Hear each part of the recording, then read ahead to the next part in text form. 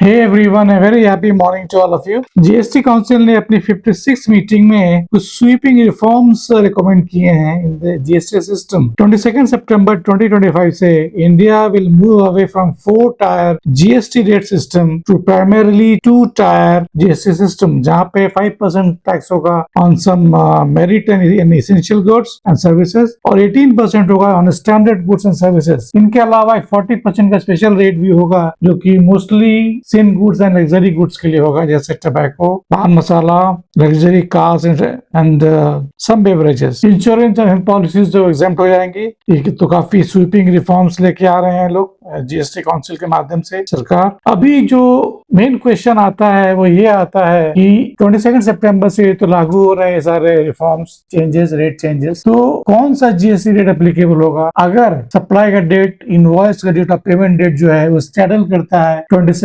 सितंबर 2025 को, जो change date है। तो जीएसटी लॉ एड्रेस करता है ऐसे सिचुएशन को, जो प्रोवाइड करता है special rules under section 14 of the CGST act which deals with time of supply. तो टाइम ऑफ सप्लाई बहुत इंपॉर्टेंट है क्योंकि जो जीएसटी रेट एप्लीकेबल होता है वो डिपेंड करता है टाइम ऑफ सप्लाई के ऊपर। तो अभी जो रेट चेंजेस आ रहे हैं 22 सितंबर से, तो डिफरेंट सिनेरियोज होंगे जहाँ पे जो time of supply of goods and services अलग होगा, टाइम ऑफ इनवॉइस अलग होगा, पेमेंट का टाइम अलग होगा। तो कौन सा टाइम हमारे लिए टाइम ऑफ सप्लाई माना जाएगा, इसके लिए ये काफी कंफ्यूजन है टैक्स पेयर्स के बीच में। तो इस वीडियो के माध्यम से हम बात करेंगे how to determine the time of supply so that किसी व्यक्ति को, किसी भी पर्सन को किसी प्रकार का कोई कंफ्यूजन ना रहे। आइए हम बात करते हैं कोर प्रिंसिपल्स की to determine the time of supply. एक बार टाइम ऑफ सप्लाई डिटरमिन हो गया तो फिर जो एप्लीकेबल जीएसटी रेट है वो ऑटोमेटिकली डिटरमिन हो जाएंगे। तो कोर प्रिंसिपल्स क्या है? तो जो एप्लीकेबल जीएसटी रेट है ये किस प्रकार से डिटरमिन होता है? इसके लिए 3 कंपोनेंट होते हैं। एक तो हो गया date of invoice, date of supply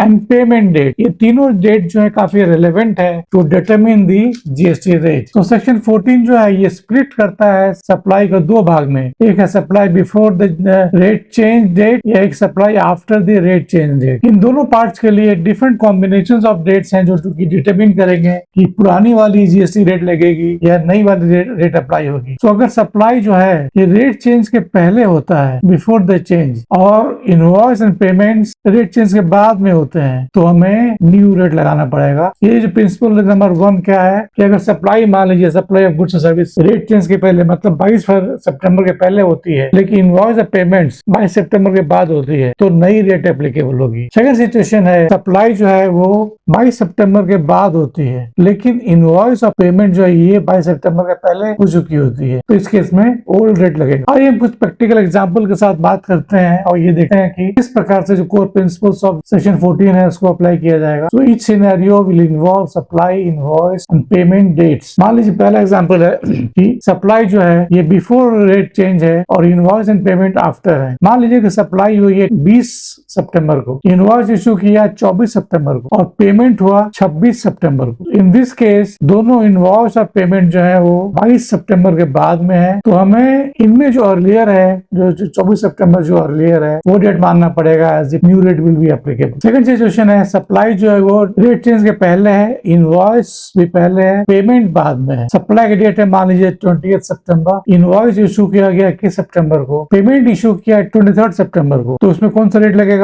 उसमें ओल्ड रेट लगेगा क्योंकि इनवॉइस जो है पहले है और पेमेंट जो है बाद में है, तो हमें इनवॉइस डेट यूज करना पड़ेगा। नंबर 3, सप्लाई जो है बिफोर रेट चेंज है, मतलब 22 सितंबर के पहले है, पेमेंट भी पहले है, इनवॉइस जो है वो आफ्टर द रेट चेंज है। सप्लाई मान लीजिए हुई है 20 सितंबर को, इनवॉइस इशू हुआ 23 सितंबर को, पेमेंट हो गया था 21 सितंबर को, तो एप्लीकेबल रेट कौन सा लगेगा? ओल्ड रेट लगेगा। क्यों? क्योंकि पेमेंट जो था ये पहले हुआ था और इनवॉइस जो है वो बाद में हुआ था, तो हमें पेमेंट डेट यूज करना है। चौथा आता है सप्लाई जो है वो रेट चेंज के बाद होती है, इनवॉइस और पेमेंट पहले हो जाती है। सप्लाई किया गया 24 सितंबर को, इनवॉइस इशू हुआ था 21 सितंबर को, पेमेंट किया गया 20 सितंबर को, एडवांस पेमेंट, तो एप्लीकेबल रेट क्या होगी? डेफिनेटली ओल्ड रेट होगी क्योंकि दोनों पहले हैं, इनवॉइस डेट पहले है, पेमेंट पहले है, तो हमें use earlier of invoice payment system करना है। तो इनवॉइस और पेमेंट में पहले कौन यूज हुआ था? इनवॉइस यूज हुआ था, पेमेंट यूज हुआ था 20 सितंबर को, तो हम date point of time of supply होगा 20 सितंबर। नेक्स्ट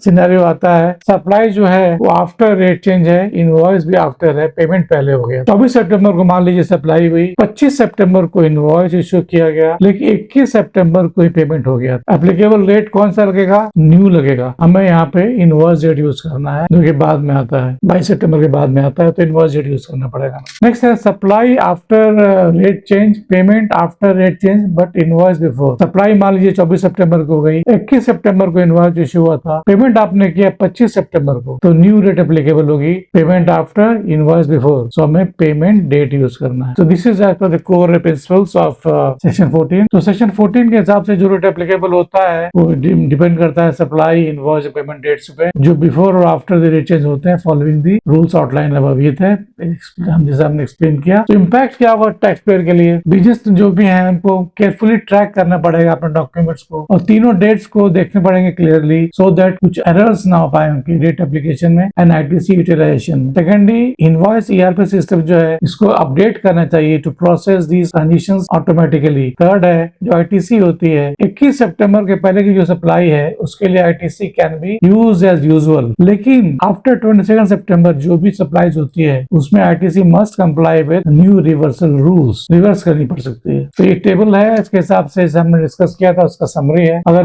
दोनों इनवॉइस और पेमेंट जो है ये आफ्टर रेट चेंज है तो न्यू टैक्स लगेगा। Section 14A1। सेकेंड है इनवॉइस पहले है, पेमेंट बाद में है, इनवॉइस रेट जो पहले था इसलिए ओल्ड रेट लगेगा। Section 14A2। नंबर 3, पेमेंट पहले कर दी गई, इनवॉइस बाद में है, तो ओल्ड रेट लगेगा पेमेंट के हिसाब से। Section 14A3। नंबर 4, दोनों इनवॉइस और पेमेंट पहले हो गए थे तो डेफिनेटली ओल्ड लगेगा आप में, even if the supply is after. Section 14B1। Next situation आता है, इनवॉइस जो बाद में यूज हुई है, इशू हुई है, पेमेंट जो था पहले हो चुका था, सप्लाई बाद में है, so new rate will be applicable. Section 14B2। Payment जो है बाद में की गई है, इनवॉइस पहले इशू हो गया था, सप्लाई भी बाद में हुई है, न्यू रेट, क्योंकि पेमेंट और सप्लाई दोनों बाद में। Section 14B3। तो ये था सेक्शन 14 किस प्रकार से एप्लीकेबल होता है in case of time of supply, जो स्टेडल होता है इन केस ऑफ सप्लाई। तो ये था टेबल के माध्यम से हमने बताने की कोशिश की कि किस प्रकार से टाइम ऑफ सप्लाई को डिफाइन किया जाएगा and accordingly rate of GST applicable will be determined. अगर आपको इस वीडियो में कुछ वैल्यू नजर आता है प्लीज लाइक करें, शेयर करें अपने फ्रेंड्स के साथ, और अगर अभी तक आपने चैनल को सब्सक्राइब नहीं किया then please do it, subscribe to the channel, hit the bell icon. Thanks for watching, see you in the next video.